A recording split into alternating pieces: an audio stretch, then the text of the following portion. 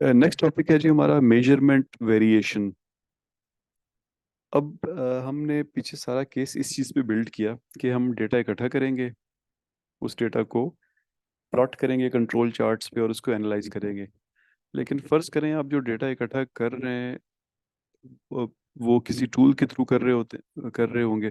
For example shirt size measure कर रहे हैं तो वो किसी फीते से मेजर कर रहे होंगे, या किसी पंप की सक्शन को मेजर कर रहे हैं तो वो किसी मीटर से मेजर कर रहे होंगे एंड सो ऑन। फर्ज करें वही एक्यूरेट नहीं है तो आप फिर जो कंट्रोल चार्ट बनाएंगे और उनकी बेसिस पे जो डिसीजन करेंगे वो तो बिल्कुल ही खराब होंगे। तो एक्यूरेसी जो आपकी मेजरमेंट सिस्टम की है, it is vital for reliable process monitoring through control charts. यानी कंट्रोल चार्ट की इफेक्टिवनेस जो है वो डिपेंड करती है कि आपका मेजरमेंट सिस्टम कितना अच्छा है। अगर उसमें गड़बड़ है तो कंट्रोल चार्ट्स फिर किसी काम के नहीं रहते। तो इस साइंस को यानी मेजरमेंट की साइंस को हम मेट्रोलॉजी कहते हैं। मेट्रोलॉजी, ये जो हम एक और इससे मिलता जुलता वर्ड जो हम मौसम के लिए यूज करते हैं वो नहीं, बल्कि METRO, मेट्रोलॉजी। तो आपके जो मेजरमेंट एरर्स होते हैं वो बेसिकली इसके दो पार्ट्स होते हैं। एक को हम कहते हैं एक्यूरेसी और एक को कहते हैं प्रिसिजन। यानी जब हम फिजिकल मेजरमेंट्स कर रहे होते हैं, किसी की हाइट, किसी का वेट, किसी चीज़ की लेंथ, जैसे हमने पीछे कहा प्रेशर, कहीं टेम्परेचर्स, तो उन चीज़ को जब हम मेजर कर रहे होते हैं तो हम हमारे एरर्स दो सेंस में आ सकते हैं। एक को हम कहते हैं एक्यूरेसी, एक्यूरेट है या नहीं, आगे देखते हैं मतलब क्या है। और दूसरा होता है प्रिसिजन। इसी चीज़ को हम जब क्वालिटेटिव मेजरमेंट्स कर रहे होते हैं, यानी कस्टमर सेटिस्फेक्शन मेजर कर रहे हैं, एम्प्लॉयज़ के एटीट्यूड्स वगैरह मेजर कर रहे हैं, तो एक्यूरेसी को हम कहते हैं वैलिडिटी और प्रिसिजन को कहते हैं रिलायबिलिटी। तो accuracy and precision physical measurements के लिए इस्तेमाल होता है, और क्वालिटेटिव मेजरमेंट के लिए वैलिडिटी और रिलायबिलिटी इस्तेमाल होता है। आप लोगों में से जिन लोगों ने कोई भी रिसर्च की है, पेपर पब्लिश किया है, तो आप लोगों ने वैलिडिटी और रिलायबिलिटी के वर्ड सुने होंगे। तो बेसिकली वो मेजरमेंट के एरर्स होते हैं जिनको आपने एड्रेस करना होता है, and they are equivalent to accuracy and precision for physical systems. अब एक्यूरेसी क्या चीज़ है जी? एक्यूरेसी का मतलब होता है how close and a value is to the true value. यानी आपको अगर 16 इंच का कॉलर साइज चाहिए, तो जब आप नापने लगे हैं तो आप बाकी 16 इंच नाप रहे हैं कि नहीं नाप रहे, उसको हम कहते हैं एक्यूरेसी। इसको आप अचीव कैसे करते हैं? आप बेसिकली अपने इंस्ट्रूमेंट को कैलिब्रेट कर लेते हैं। और कैलिब्रेट करने का मतलब ये होता है कि किसी एक्सेप्टेड रेफरेंस के साथ उसको मैच कर लेते हैं। इंडस्ट्री में जब आप किसी वर्नियर कैलिपर को, किसी स्क्रू गाज को, किसी मीटर को, किसी डायल को, किसी भी तरह की मेजरमेंट इक्विपमेंट को इस्तेमाल करते हैं तो उससे पहले उसकी कैलिब्रेशन कराना मैंडेटरी होता है। इनफैक्ट हर इक्विपमेंट के ऊपर एक टैग लगा होता है जिस पे लिखा होता है कि इसको कब कैलिब्रेट कराया गया।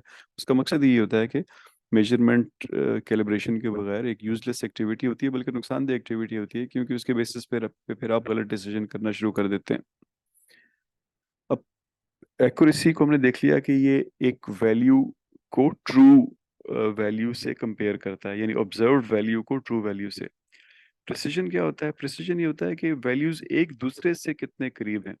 यानी आपने 100 वैल्यूज इकट्ठी की तो वो अपने सेंटर से कितने करीब हैं, अपनी एवरेज है उससे कितने करीब हैं। कुछ बहुत स्प्रेड आउट हो सकते हैं। पीछे हमने देखा था कि जिन प्रोसेसेस की स्टैंडर्ड डेविएशन बहुत ज़्यादा थी वो बहुत स्प्रेड आउट थे, यानी उनकी वैल्यूज बहुत दूर से बहुत दूर तक जा रही थी सेंटर से कंपेयर्ड। और जिनकी स्टैंडर्ड डेविएशन कम थी वो कम स्प्रेड आउट थे। तो इन अदर वर्ड्स, जो कम स्प्रेड आउट होते हैं वो प्रिसाइज होते हैं, जो ज़्यादा स्प्रेड आउट होते हैं वो प्रिसाइज नहीं होते हैं। अब प्रिसिजन के दो पार्ट्स होते हैं, एक को हम कहते हैं रिपीटेबिलिटी और एक को कहते हैं रिप्रोड्यूसिबिलिटी। रिपीटेबिलिटी का मतलब होता है कि एक ही ऑपरेटर आपका जो काम कर रहा है, या आपका कोई कस्टमर सर्विस का बंदा जो कस्टमर सर्विस दे रहा है, to obtain the same measurement value multiple times using the same measurement device on the same part. यानी एक ही चीज़ को मेजरमेंट करते हुए एक ही इक्विपमेंट से वो जितनी दफ़ा भी मेजर करे वो एक ही रिजल्ट निकाले, इसको कहते हैं रिपीटेबिलिटी। और रिप्रोड्यूसिबिलिटी में इसमें ऑपरेटर्स फर्क हो जाते हैं, यानी ability of separate operators to obtain the same measurement value multiple times using the same measurement device on the same part.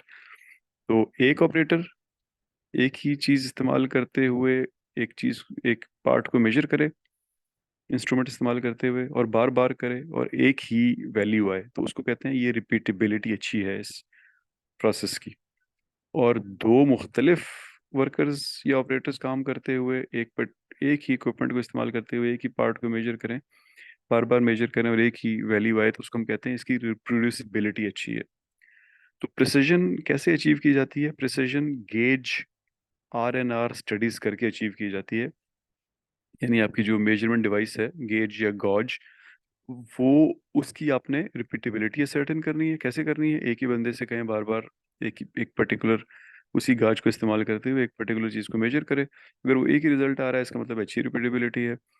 और रिप्रोड्यूसिबिलिटी कैसे सर्टेन करनी है? दो तीन चार मुख्तलिफ ऑपरेटर्स को कहें इसी गाज को इस्तेमाल करते हुए इसी चीज को मेजर करें, बार बार करें और एक ही आ रहा है, तो उनकी रिप्रोड्यूसिबिलिटी अच्छी है।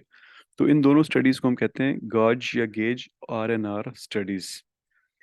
अब अच्छे प्रोडक्शन सिस्टम के लिए आपको एक्यूरेसी भी श्योर करनी होती है और प्रिसिजन भी श्योर करनी होती है। अब यदि दूसरी तरफ आप तस्वीरों को देखें, तो ऊपर वाली जो तस्वीर है इसमें लेफ्ट साइड पे टारगेट के अराउंड बहुत ज़्यादा बिखरे हुए हैं आपकी वैल्यूज़। तो यानी कि वो मीन के करीब भी नहीं है, जो एक्चुअल आपको चाहिए उसके करीब भी नहीं है, और अपने एवरेज के करीब भी नहीं है। एक दूसरे इन इन सब की एवरेज जो है वो तकरीबन लेफ्ट साइड पे नीचे बन रही है। तो वो उसके भी करीब नहीं है, कोई सारे बहुत दूर दूर हैं, और जो एक्चुअल में टारगेट वैल्यू चाहिए उससे भी बहुत दूर है। लेकिन उसके साथ वाले को देखें, वो एक्यूरेट तो है, यानी वो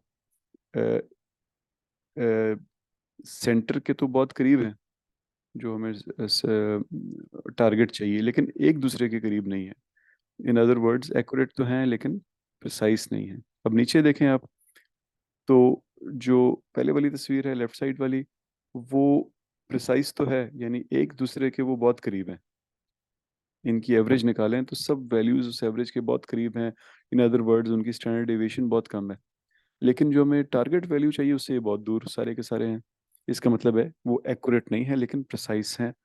और आखिरी तस्वीर को देखें राइट साइड पे नीचे, तो वो सेंटर के भी करीब हैं और एक दूसरे के भी करीब हैं, यानी एक्यूरेट भी हैं और प्रिसाइज भी हैं। तो आज के सेशन को हम समराइज करें तो हमारे मेन टेकअवेज ये हैं कि सब प्रोसेस में वेरिएशन होती है, और वो कॉमन कॉज भी हो सकती है और स्पेशल कॉज भी हो सकती है। जिस प्रोसेस में सिर्फ कॉमन कॉज वेरिएशन होता है उसको हम कहते हैं कि ये स्टेबल या इन कंट्रोल प्रोसेस है, और इसको ओवर एडजस्ट करने से गुरेज करनी चाहिए। जो इन कंट्रोल प्रोसेस होते हैं उनको ओवर एडजस्ट करने की कोशिश करेंगे तो वेरिएशन बढ़ जाएंगी। जिस प्रोसेस के अंदर असाइनेबल कॉज होते हैं वो प्रिडिक्टेबल नहीं होते और उनको हम आउट ऑफ कंट्रोल कहते हैं, तो वहाँ पे बड़ा ज़रूरी होता है कि हम रूट कॉज को डिटर्मिन करें कि वो क्यों आउट ऑफ कंट्रोल हैं, और उसको एड्रेस करें ताकि वो वापस कंट्रोल में आ जाए। अब इन कंट्रोल होने का ये मतलब नहीं है कि आप कस्टमर की एक्सपेक्टेशंस भी मीट करेंगे।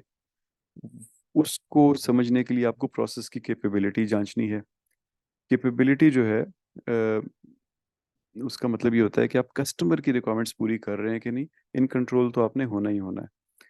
तो कैपेबिलिटी देखने के लिए आप अपने मेजरमेंट सिस्टम को भी देखते हैं, जो कि which is subject to variation.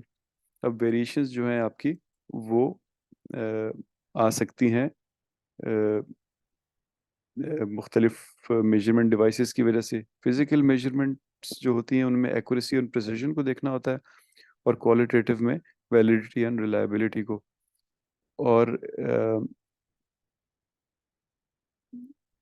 आप फिजिकल सिस्टम्स में एक्यूरेसी एंड प्रिसिजन कैसे इंश्योर करते हैं? आप कैलिब्रेशन और गेज RNR स्टडीज के जरिए इंश्योर करते हैं। That's all for today. इंशाल्लाह QA सेशन में इसको डिस्कस करेंगे। Thank you.